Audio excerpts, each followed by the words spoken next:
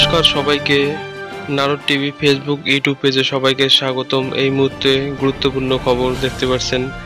একদিকে যেমন পশ্চিম বাংলায় খরা, গরম তাপমাত্রা এবং অন্যদিকে চিত্র দেখতেন বিহারের সুলতানপুর ডিস্ট্রিক্ট মুঙ্গের গ্রামে কিন্তু বিভিন্ন স্থানে কিন্তু জলমগ্ন। সম্পূর্ণ বিহারের কিছু কিছু অংশে এখনো কিন্তু জলের নিচে রয়েছে বাড়িঘর। সেই চিত্র তুলে ধরবো নারদ টিভির ক্যামেরা আপনাদের সামনে। ফারাক্কা এবং অন্য গেটের জল ছেড়ে দেওয়ার কিন্তু এই বিপত্তি। আমরা জানি দক্ষিণবঙ্গের কলকাতার কিছু অংশ এবং বিহারের, যেহেতু কলকাতার সাথে বিহারের সীমানা রয়েছে, তথাপি বিহারও কিন্তু গঙ্গার আশেপাশে।